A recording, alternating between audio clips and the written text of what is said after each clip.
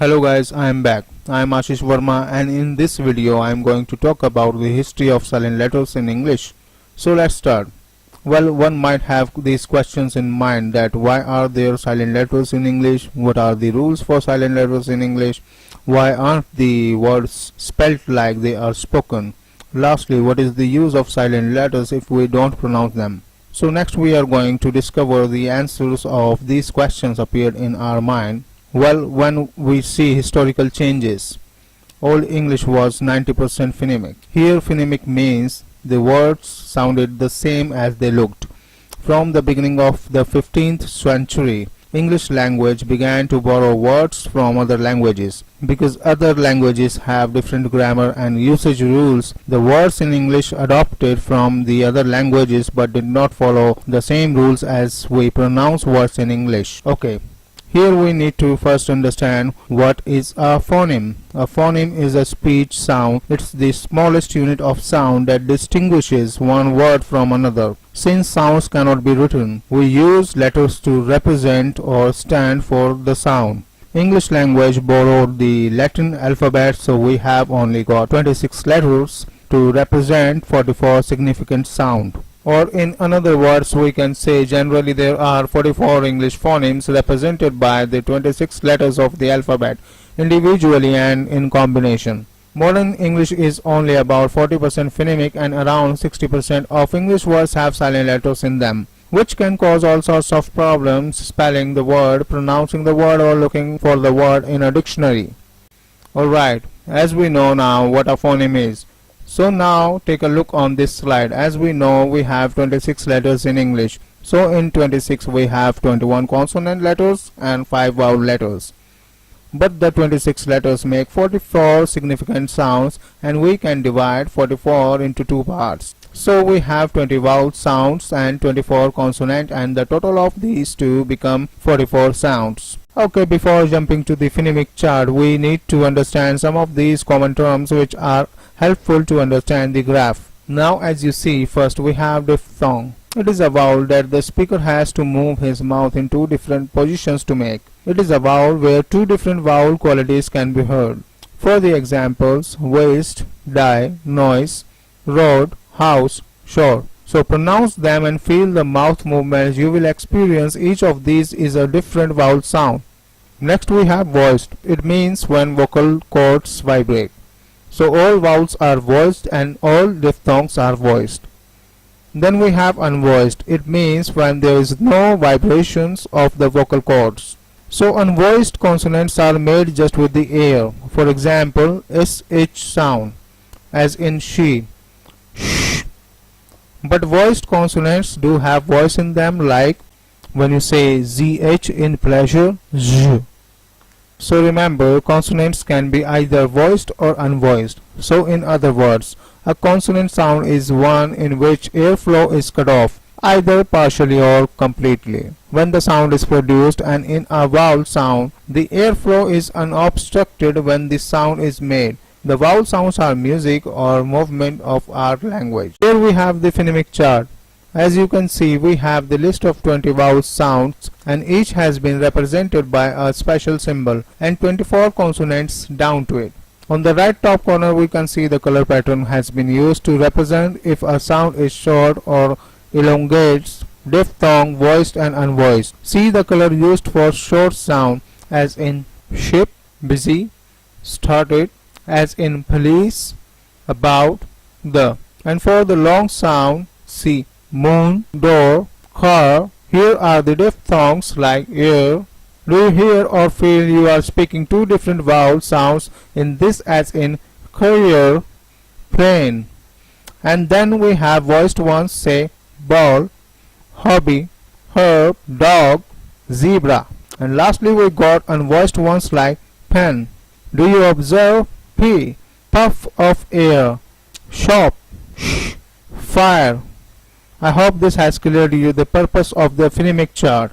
So please go one by one and pronounce them and observe the tongue movement, mouth, lips, teeth, and where you cut off the air or when the air is obstructed. Okay, now we will look into little bit of the history of silent letters. It starts from England. Each time the country was invaded, so too was English and its spelling. In 43 AD, the Romans from Italy spoke Latin. Then in 410 AD, the Anglo Saxons, Jews from Germany and Holland spoke Dutch and Germanic. In 793 AD, the Vikings from Denmark and Norway spoke Old Norse. In 1066, the French spoke Norman French. So now we are going to check out these one by one. Firstly, we talk about 43 AD about the Romans. In 43 AD, the Romans from Italy invaded and colonized Britain and spoke Latin. We still use some Roman Latin words which have got silent letters in them like scissors, summon, debt, receipt, plumber. Do you see which letters are silent in these? Scissors, summon, debt, receipt, plumber. They all contain silent letters which used to be pronounced but are left in the word to show the history of the word and their Latin roots. In 410 AD, the Anglo Saxon. The map looked like this in that age. Romans needed to defend Rome and Italy, so they withdrew from Britain. Then the Anglo Saxon invaded from Germany and Holland. These Anglo Saxons, Jews, spoke a number of Germanic languages, West Germanic and Dutch, that eventually became Anglo Saxon. The Anglo Saxon became the English. The 100 most common words are used in present day English, which come from Anglo Saxon, like earth, house, food, sing, night, daughter, women, light, cup, sleep. Do you notice a lot of these old words have silent letters in them? Especially in the GH pattern. Let's figure out why GH is difficult for many learners. Say daughter, night, light, rough. Do you notice? Well, in first three, we are pronouncing GH as H. But in the last one we are pronouncing GH as F, like in rough. The reason behind this, the H in the original spelling was a hard throaty sound like the Scottish in lock. This is not that lock where you put in your key. This is LOCH, lock. Then in around 13th century, G was added to H to become GH. Because of the French influence to try to spell this throaty sound. Then in about 17th century, the GH sound was either dropped or became the F sound. As we say, enough, cuff, laugh. Okay, check out these ones.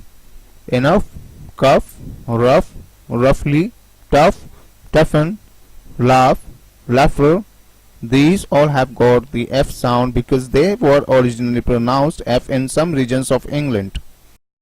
In 793 AD, the Vikings. The Viking from Denmark and Norway invaded with their Old Norse language. After fighting the Anglo Saxon, they settled down and gave lots of words to English, including silent words like knife, knock, knee, no, net, no, Nash, Null. Here the silent K and G used to be pronounced, but we leave the letters in these to show the origin and history of the word. The Anglo-Saxon and Viking became Old English. Okay, let's check Old English letter patterns on this slide. Many words with silent letters come from Old English like IGH, GH, WH, LK, WR. You can see some words related to WH family like one, who, weather, white, whale, and KN family words like knife, no, knock, knee, night. So spend a minute reading the letter patterns like IGH, GH, and all family. This list doesn't include all words, but this list has been used to give you some idea, and there are a lot of words a part of these. In 1066, invasion by the French. The Normans, or say the French, settled in Britain over the next 3 centuries. French and Latin became the language of the nobility, the king, queens, lords, barons, as well as the language of law and government. but only 2% of the population spoke French. There was no bilingualism. English was the everyday street language of the lower class and peasants and stopped being a written language. The serfs, or say peasants, were the English-speaking Saxons, and their movements were restricted. They were oppressed by the Normans landlords and feudal system came into being. Now thousands of French words became English, like crown, castle, parliament, army, mansion, romance, chess, color, servant, peasant, traitor, governor, and spelled the French way but spoken the English way. Spelling became more complicated as the Norman scribes applied French spelling rules to English. The French replaced the spelling CW to QU. It was spelled CW as Quan in Anglo Saxon or say Old English, or in other words, the QU replaced CW. Quan spelled queen, quick spelled quick, and so on. But many QU words are originally French, like quality, question, tranquil. A quite strong thing if you observe the QU words. Q is never used alone, it is followed by U. Or you can say, you just can't write Q without U. They both are written together. French also included the words where the sound K was represented by QU, as in key and picturesque. Now we come to letter G. The French put a silent U in words like guess. The reason behind this was in French, G followed by E would sound like J. So that change was required that time to keep sounds separately. GU as in guest, tongue, wake, vogue, guard, dialogue. And last we have letter H, which can be kept silent or pronounced depending on your accent. The letter H wasn't pronounced before 18th century, but by 18th century H began to be pronounced in some words but not others. The words still have a silent H which are of French origin, like ear, honest, honor, hour, herb, or you can say it herb. So the knowledge of these words are very useful when you write the article a or an, where we use or where we add an for silent H for voiced. For example, a historical event, an honest mistake, in an hour, it's an honor to be here. So you see, when H is pronounced in historical, we used article a, and when H remains silent as in honest, hour, honor, we used an. That's all for this video, and I hope you will enjoy and like this video and gain some good knowledge. Please subscribe to my channel and get the updates of my upcoming new videos.